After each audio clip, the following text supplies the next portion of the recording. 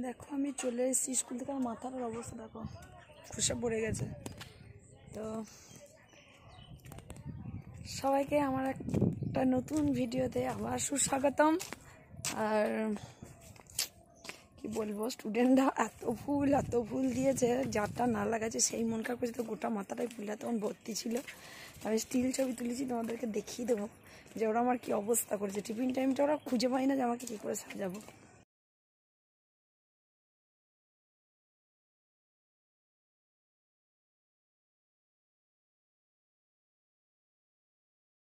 আর এই দেখো আমাদের এই জায়গাটা টোটাল মাটি ভরা হয়ে গেছে। এবার কতটা চওড়া হয়ে গেছে, কিন্তু এটা যেতে ভয় লাগছে, কারণ কালকে বিশাল বড় চন্দ্র বোরা আর গোখরো সাপ বেরিয়েছিল।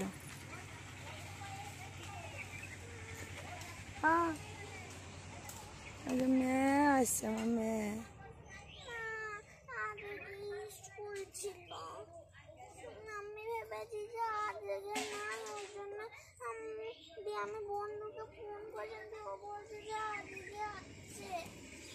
তোকে বলেছে কি আজকে নেই?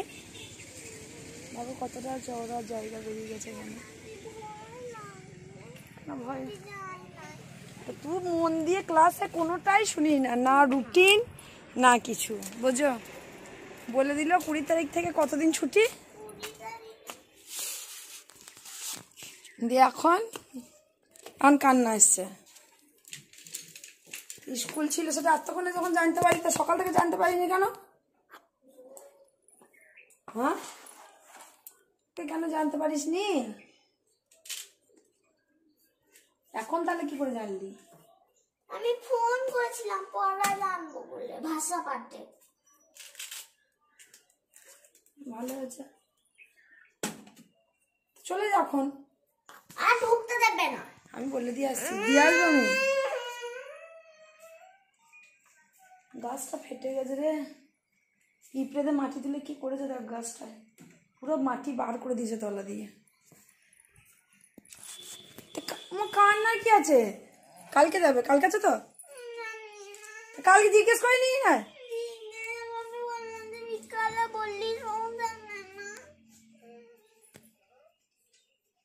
কি বলেছে ঠিক করে শুনি না নাকি?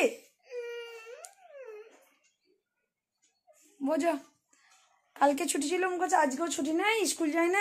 এখন জানতে পারছি স্কুল আছে, কাঁদছে এখন। তারপরে স্কুলে মৌমাছি কামড়িয়ে দিয়েছে, আমি বুঝতে পারি নাই যে এখানে লাগছে আর এখানে লাগছে। কোদিকে মৌমাছি কামড়ায় না, মৌমাছি কামড়ালে ওরকম ফুলে না, এটা পিঁপড়ে খেয়েছে, কাঠ পিঁপড়ে। আমার লাগছে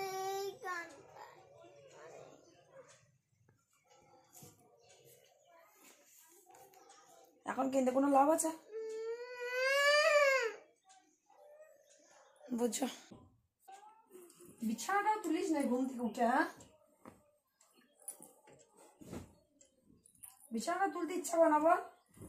দুজন বাড়িতে বসে আছি, বিছানাটা এমন করে রেখে দিয়েছি, বাড়িতে লোক এলে সেটাই তো। বাড়িতে ঢুকলে মনে করবে যে আমি বোধহয় আমি যে রাত দুপুর জেগে সকালবেলায় ভোরবেলায় উঠে ঘর দর মুচ্ছে ঝেঁটানো এই যে করি, তা মানে বিছানা দেখলে লোকে বুঝে দেবে যে কি অবস্থা।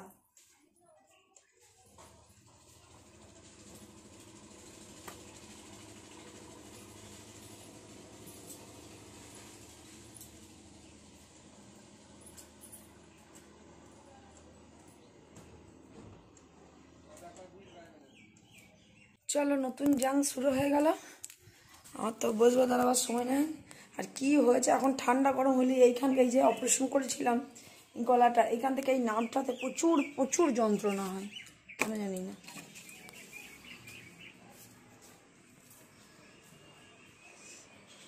সিঁড়ির তলাটা আজকে পরিষ্কার করা হয়নি সকালে, এদিকে জানালাটাও খুলেনি।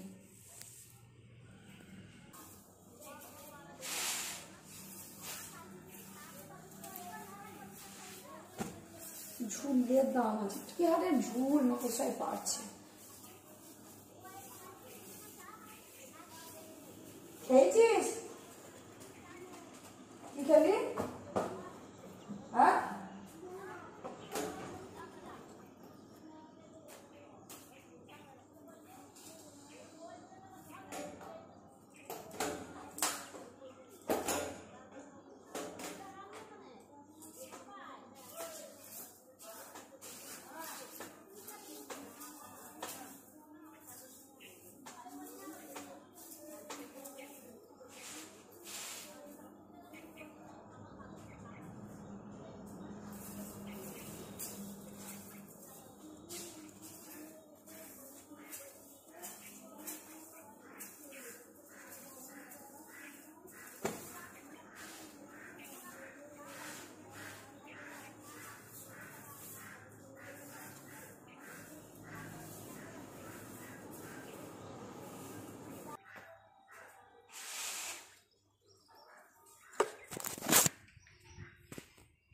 ওদের তো আমার গোয়ালে ফুলটা ঝুলছে।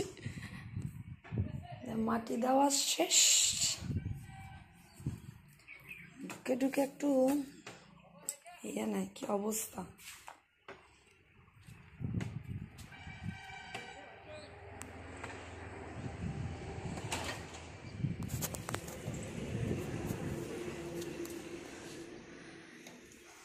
কোথায় ঝুলছে দেখো, তবুও আমি ফেলিনি, কারণ ওদের ভালোবাসার জানালাগুলো খোল না, এত সুন্দর হাওয়া দিচ্ছে।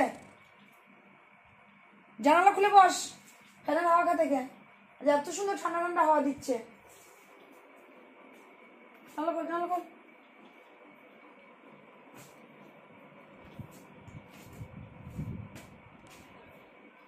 টাকা কার?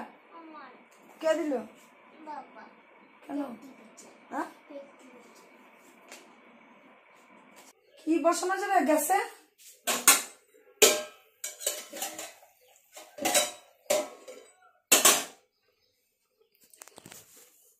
চলো দেখি ফ্রেশ হয়, তারপরে কি করতে হবে না করতে। চুল থেকে ছাড়ছেও না, এমন জড়িয়ে লেগে গেছে, চুলটা মনে হচ্ছে কাটতে হবে।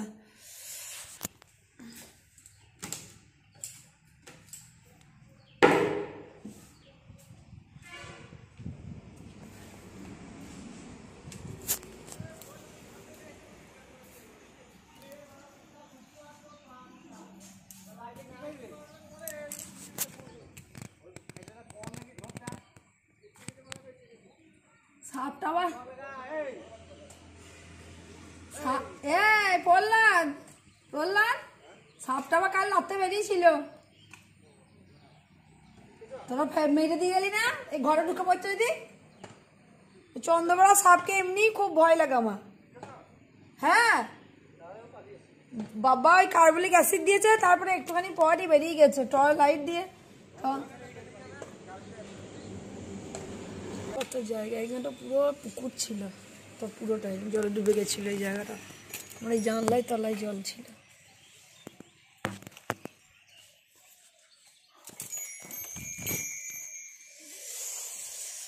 চলো ফ্রেশ হয়নি। এ বাবা কি হলো কেসটা?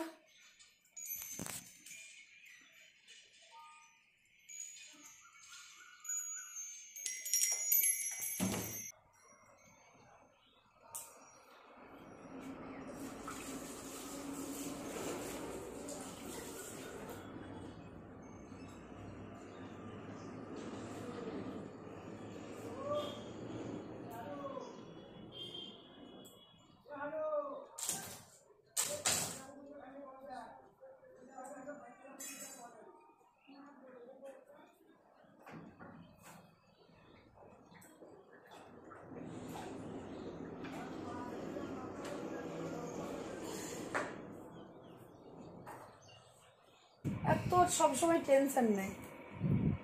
বাংলা স্যারটা খুব বকে, খুব মারে সবাইকে। এক একজন মারে, সবাই তো বকে মারে না, কেউ বকে মারে, কেউ ভালোবাসে। আমার স্কুলে যেমন সবাই বকে মারে, কিন্তু আমি তো সবাইকে ভালোবাসি। সবাই যদি মারে বকে তাহলে ভালোটাকে বাজে, একজন না একজনকে ভালোবাসে। কি সুন্দর চুল বেরিয়েছে আমার পুটকুলি। খালি পরীক্ষার নাম শুনে কেঁদে কেঁদে পাগল হয়ে যাচ্ছে, আর ঘুমের নাম নাই, শুধু বই নিয়ে বসে গন গন গন গন করে পড়া করছে। এগুলো কে লিখেছে? কি সুন্দর লেখা আমার নয়না বাবা রে, কত সুন্দর লিখেছে। এইটুকুনি বাচ্চা আমার, এটাকে লিখেছে।